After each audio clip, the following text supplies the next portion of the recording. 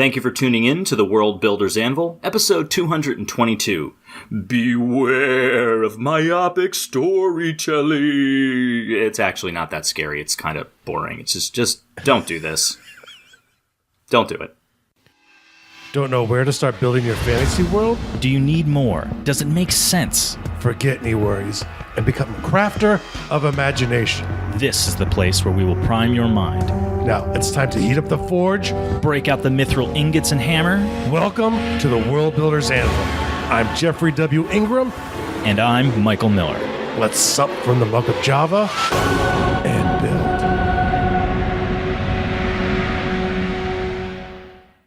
Welcome back. As always, I'm Count Chocula.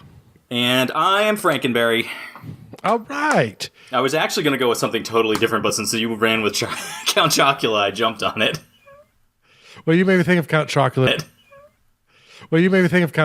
With your inspired intro there.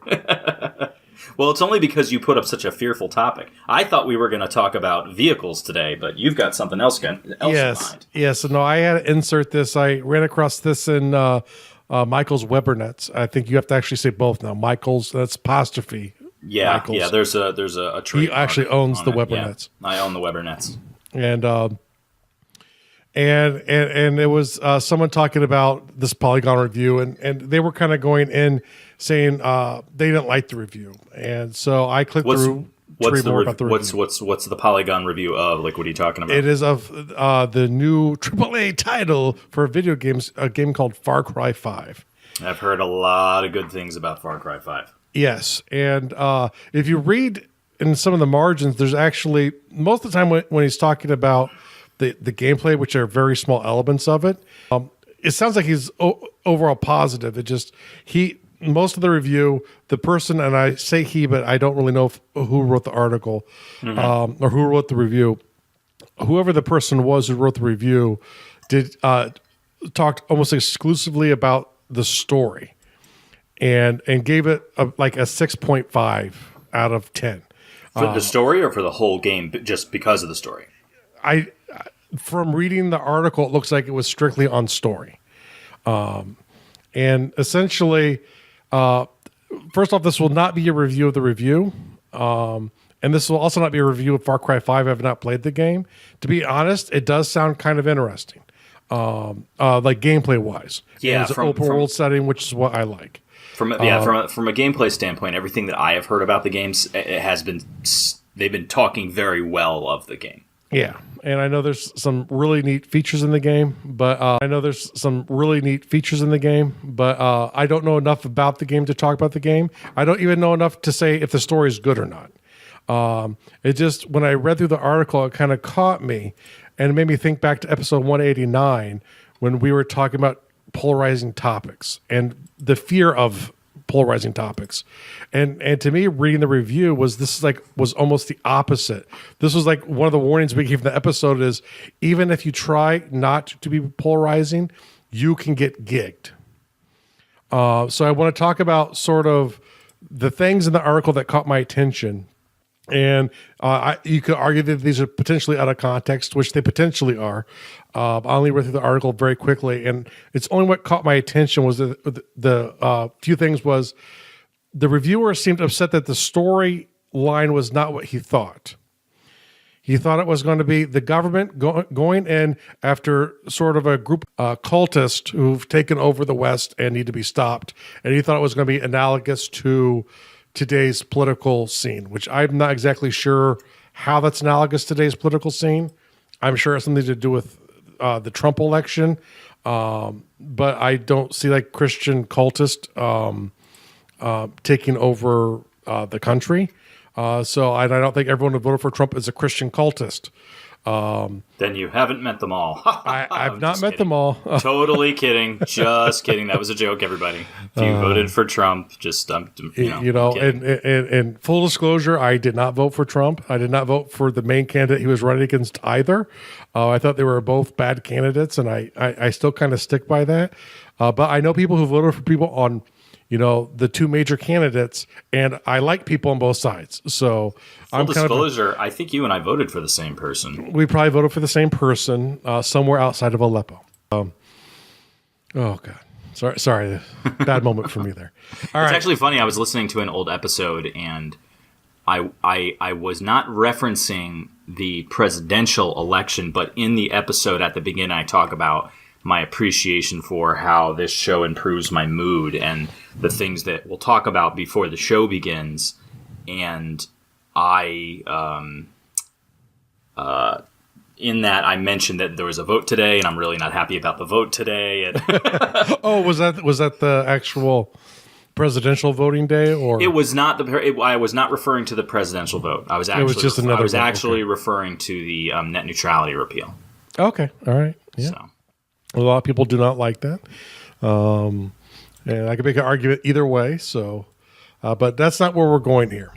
So the first criticism was he was caught off guard by the story, and he thought the ending, the ending basically contradicted any chance to make a grand statement about the modern political scene in America. Okay, now the second one is he's sick of everyone being classified as bad. You know, the good guys and the bad guys are both doing bad things. Now, in general, you know, I do see this a lot in modern media, and it's potentially a fair criticism, but I think it's also fair to point out that since the war on terror began, you know, so long ago, back in the early 2000s, this has been something that's come up time and time again, especially in the American consciousness, because of stuff like the TSA being created and how we should treat people traveling, the NSA and spying on American citizens. And how do we deal with bad guys? How far can we torture them, or should we torture them at all? Are all questions that keep coming up. A statement that there are a lot of people probably on both sides, especially depending on the specific thing you're talking about, that has concerns where they think the government maybe goes too far and how they treat people. And if you go too far and you know, you either give up too much freedom or you act just like the enemy to defeat the enemy, are you making the world a better place?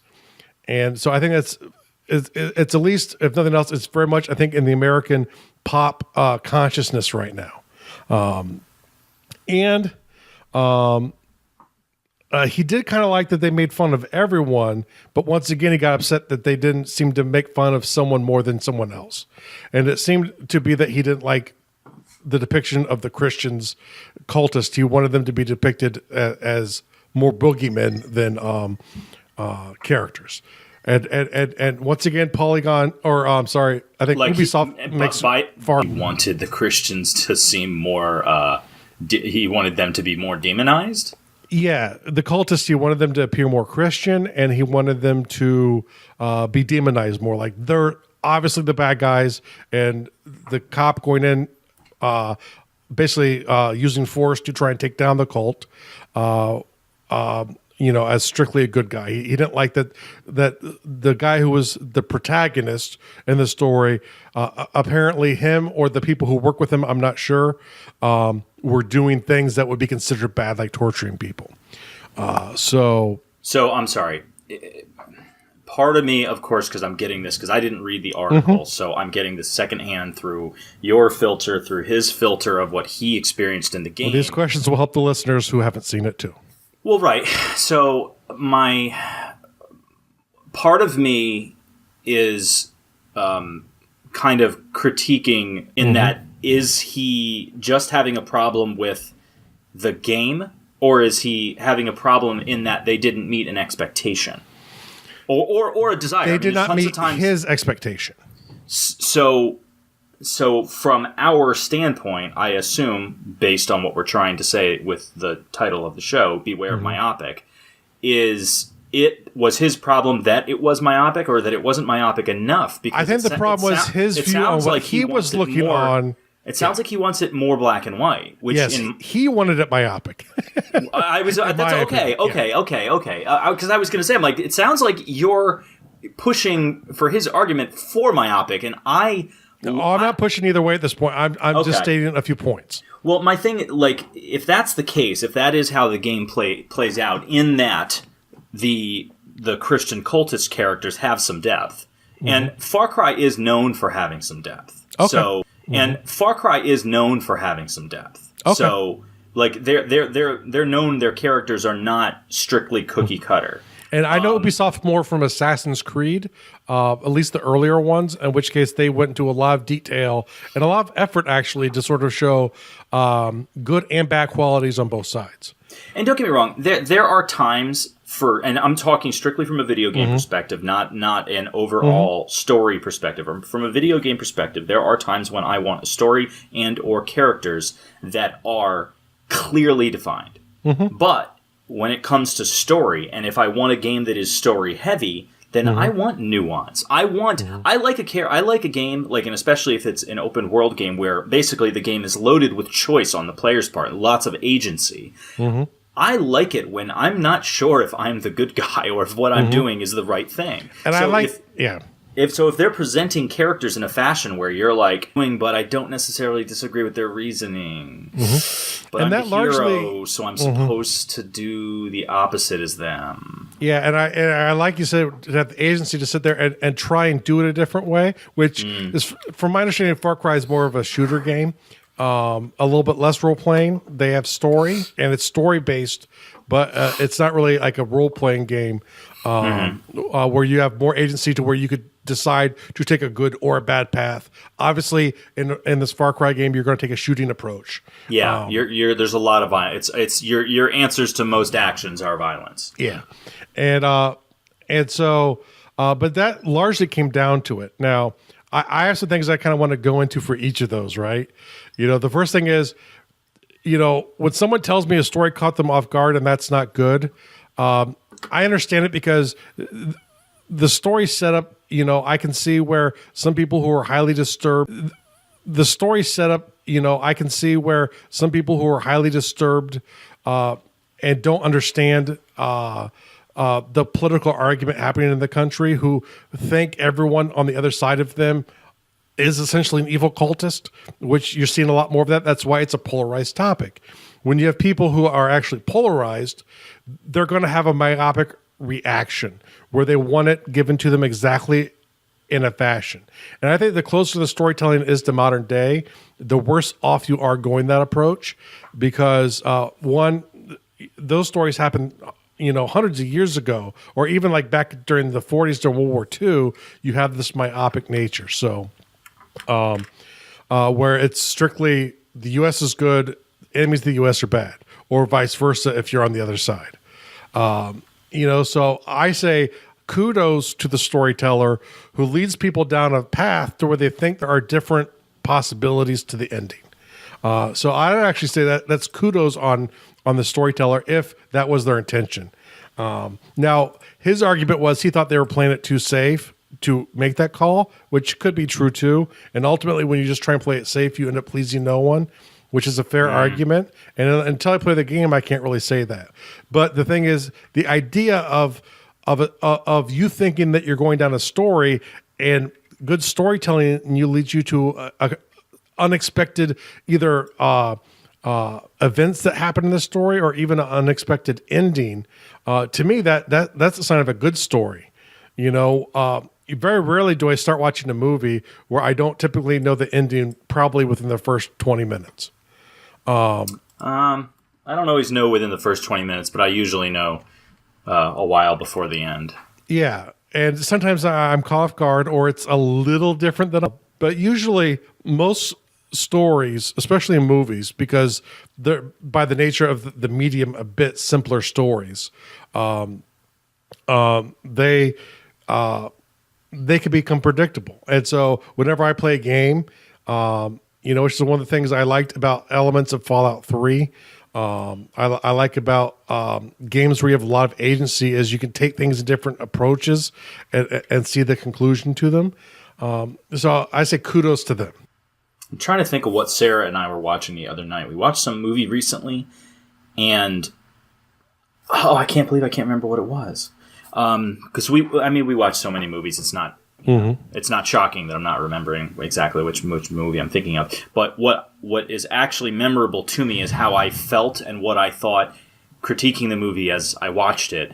What I really liked is that while I watched it, what I really liked is that while watching movies all the time, I'm like, oh, come on, really? Like, that's your choice? That's what you're going to do? And while watching this movie, like, there was almost no bad decisions made. Like, everything was logical, you know, in the face of threats and in, you know, considering the resources. There was one or two very minor complaints I had about resources. So, like, for instance, like, in a given movie, it bothers me. It's like, oh, okay, well, this character has access to all of this, but then in the face of a given problem, they don't utilize all of that. I'm like, they have all of that stuff right there. Like, they could totally, you know, like, for instance, a real small one. When Rick Grimes in The Walking Dead in the junkyard is facing off against, you know, the zombie that's got all his hand right through the helmet, and I'm like, he's quite literally surrounded by junk. He's in a junkyard. Yeah. Pick something up. Pick anything up. Pick anything up and put it between you and the threat. The threat is not a thinking threat. It's not a reasoning threat. You just physically need a barrier. And at the point this happened, you know, he should know better. Yeah, you know, it kills me when a character is dumb. So in this move, especially a character that is clearly smart, like, it bothers me a great deal when, you know, for the sake of what they want to write and what they want to show you, they have to, you know, say, okay, well, this character didn't think of that. And I'm like, you know, but in this other scenario, the character was clearly smart enough to think of this. So why wouldn't they have been smart enough to think of this much easier idea in this, you know, in this easier circumstance? So I get bothered by characters, and for story, that bothers me a lot. Yeah. And I agree with you completely. So I'm just going to move on to the next point here, which is the cult analogy, the government versus the cult. And I'm not exactly sure, because I don't truly understand his argument for what the current political situation state means. But like, you know, one, I would argue that, you know, typically you define a cult as something strange or dangerous. That's kind of the accepted definition of what a cult is. By definition, if you think, you know, Christians who vote for Republicans are a dangerous cult, they can't by definition, because they are a mainstream force in the country. Like them or not, you know, they are a mainstream in the country. So a cult would be something that would deviate from them, not to be them. Something like the Westboro Baptist, you know, could be argued to be a cult, but, like, you know, most modern Christians can't by definition be. And part of, I guess there's an anti-government twist to the cult as well too. And so his analogy is, you know, those right-wing Christians who are anti-government, well, by definition, that doesn't talk about the current political state in the country, because that group won the election. They are the government.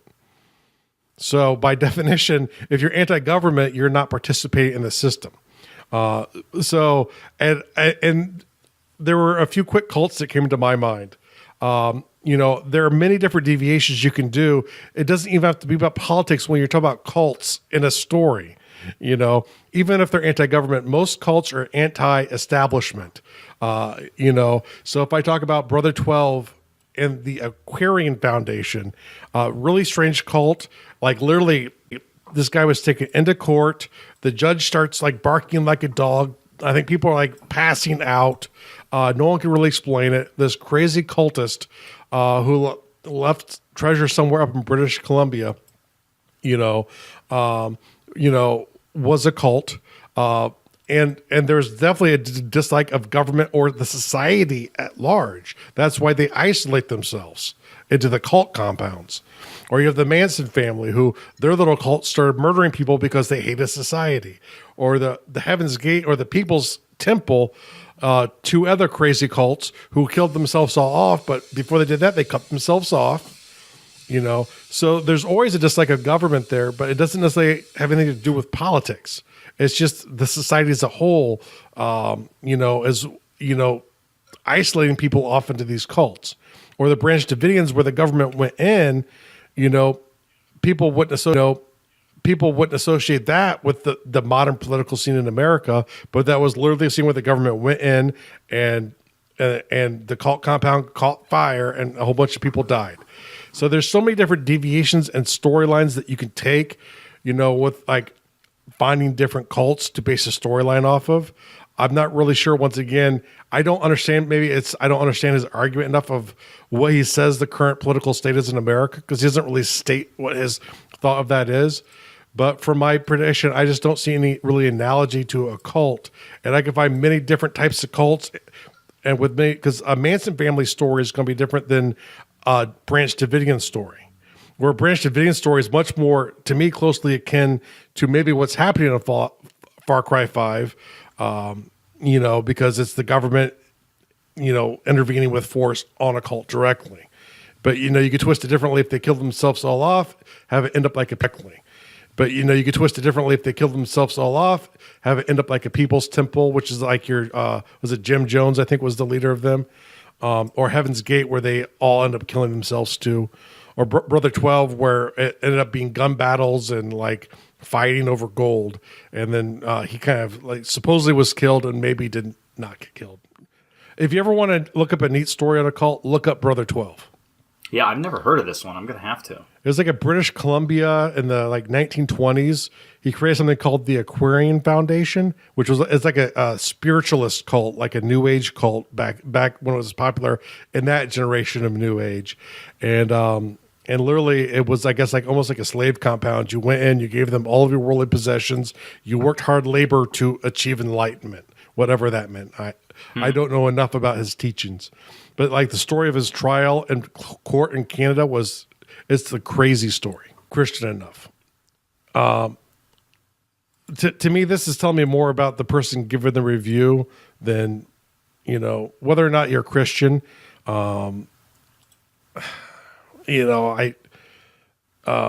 Christianity is the majority religion in the country by far. Most religious sects you could not call a cult by definition. Many cults that I just listed, some had connections to Christianity, and many do not. So I mean, I don't know why it would have to be crazy Christian cultist. They could be, and that would be a fine story element. But I don't know the argument over being upset by that or not. But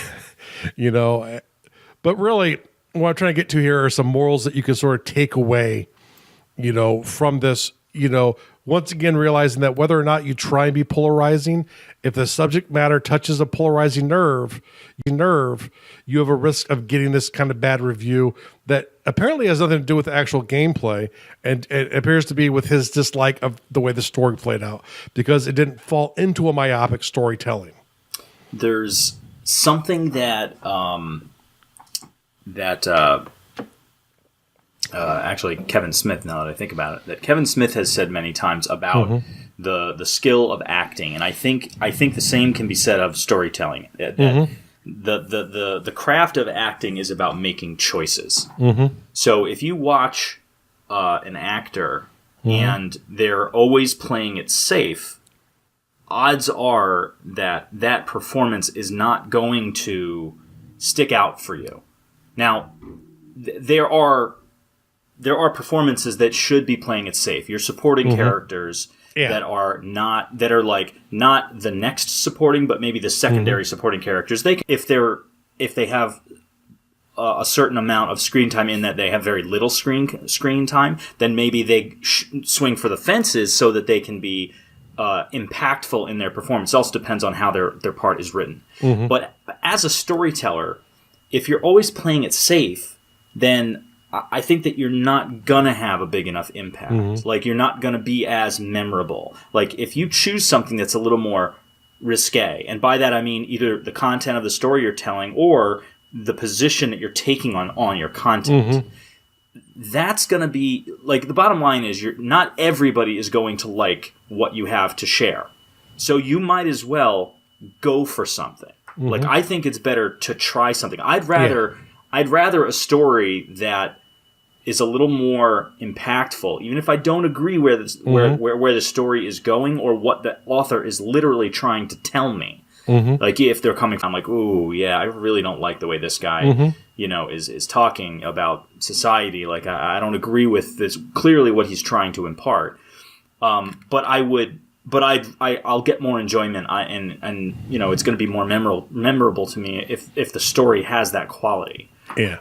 And I do think a very important thing to remember too is when you get somewhere close to those polarizing topics, I think you are writing old-fashioned if you do not have nuances on both sides. If you portray one side as utterly good and another side is utterly bad, what you're creating is propaganda, not necessarily a good story. And it might be a fine story within propaganda, but ultimately Jeff's motto is don't write propaganda. It's like I am largely, some people will call me anti-government. That's not necessarily true, but the thing is, I do think like typically when people have too much power, it's very easy for them to abuse it.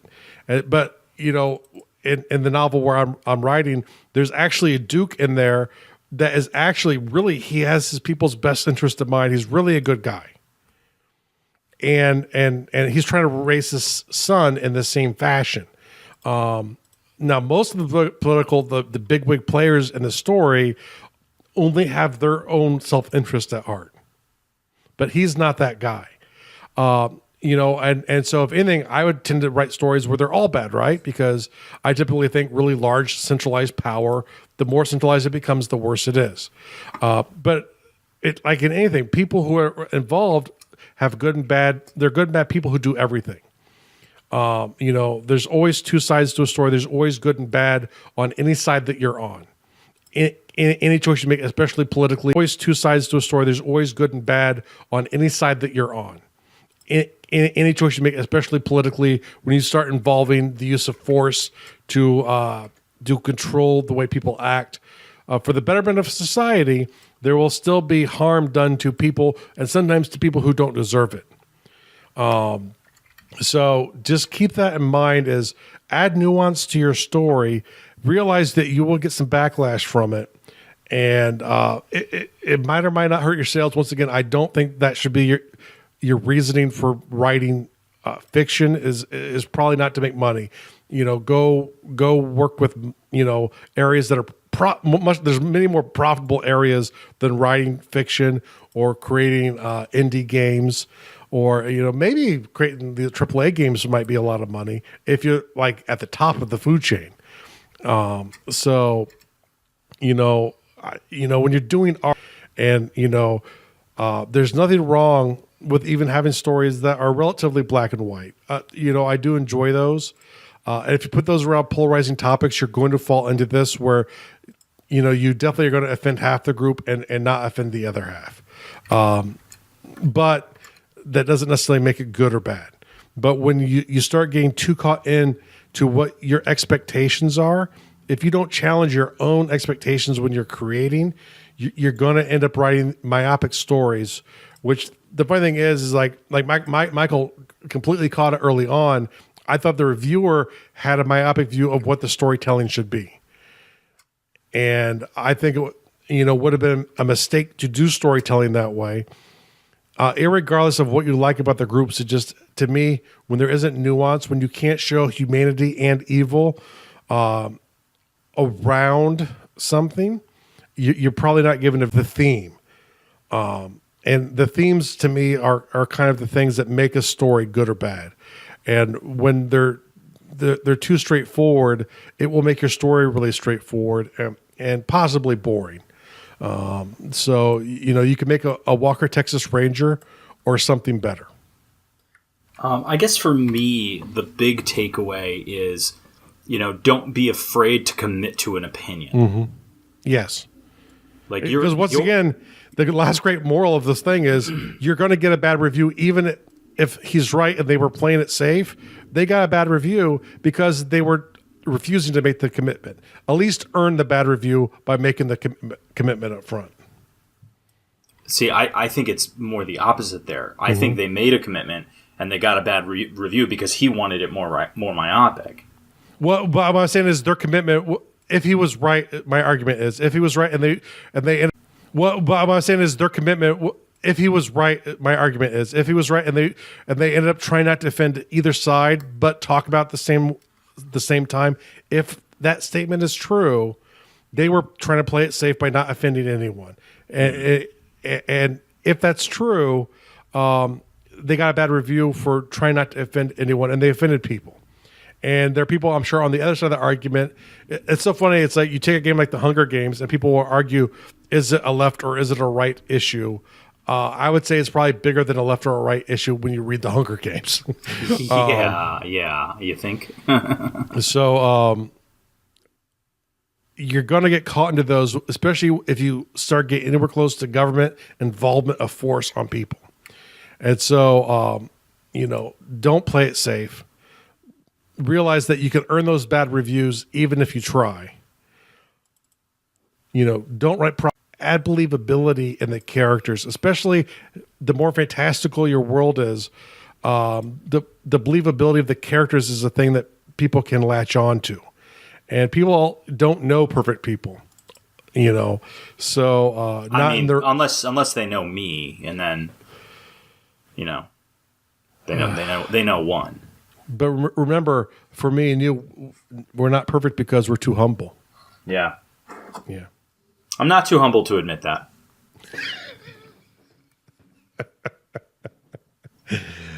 Ching. Okay, actually, I didn't add one here, but I think the world building task of the day is obvious, Michael. I'll let you throw it out there. Don't make propaganda. Yes. What was that? Was that it? No, I didn't actually write one down, but we'll make that the one. Don't write propaganda. Play Far Cry 5. Or that's probably the real world task of the day. The real world task of the day. Now, let me know if it's actually bad storytelling or if it was actually bad storytelling. Is the real world task go look up Brother 12? The real world task is, go look up Brother 12 and realize, cults are really a great, I think, source for storytelling. Oh, yeah. Absolutely. Always love me because there's the song "The Age of Aquarius." Well, the Aquarian Foundation was trying to lead to the Age of Aquarius. I don't know. There's a new actual group called the Aquarian Foundation that started in the 50s, which would have been after the last member, I believe, died of the old cult. So I don't think they're directly related, but it kind of creeps me out a little bit. So go check out Brother 12 and the Aquarian Foundation. But do it while you're playing Far Cry 5. Then let me know on Twitter if it's good or not. Or on Facebook, anywhere you can find me. Just let me know if the story was actually good or bad. At some point, I'll probably get to playing this game. It sounds like gameplay-wise is some interesting stuff. I don't know if the story is good or bad. I can't tell. This guy, the review told me more about what he was thinking and less about the story of the quality of the game. And actually, one other point that you were talking earlier, and I thought of it, and then we got onto a different subject, and I forgot to get back to it, is getting back to Nuance, is when you're explaining villains, and especially a cult is a great example, is that the Westboro Baptist Church is a really good example of this. They have done some really horrible things. Yes. But they have done all those horrible things in the name of saving people. They genuinely believe that what they are doing is in the name of saving the entire world if possible. Yep. So bad guys don't think they're the bad guy. Almost no bad guy thinks, I am the villain. They have a plan. They see a problem. They're trying to solve it, and they have a way. Usually, that's actually what's going on in the background. In some movies, they don't explain that. If you've grown up on Disney cartoons, the bad guy is usually not nuanced. The bad guy usually is a big bad, and they just want power. That's myopic. That is to teach good and bad to children. Whereas as you get older, you got to grow out of that. You have to understand that bad guys are not intrinsically bad. They just don't realize what they're doing is horrible. Or they might realize it's horrible, but they have an ulterior motive that justifies their means. Yeah. Or they just lost the battle and the other person wrote, you're right, a second book from the other person's perspective. Yep. and explain it from their perspective, and you can completely change around who the good and bad guy is. All of the same characters, all of the same events, and just completely swap out who the good and bad guy is, because the victors write history. We talked about that before, so that is all. We hope this got you to think about your storytelling and to try and, even when you get those polarized topics, give you some ideas of using nuance to explain the whole situation better. It will make your storytelling better. It will make it a more compelling read. Yes, you're going to offend people, but read this review. You're going to offend people no matter what you try. Thank you so much for listening to the World Builders Anvil. We would love it if you would share the World Builders Anvil with 2 of your friends. And so would they. If they are unfamiliar with 2 of your friends. And so would they. If they are unfamiliar with podcasts, then you get to introduce them to the wonderful world of podcasting.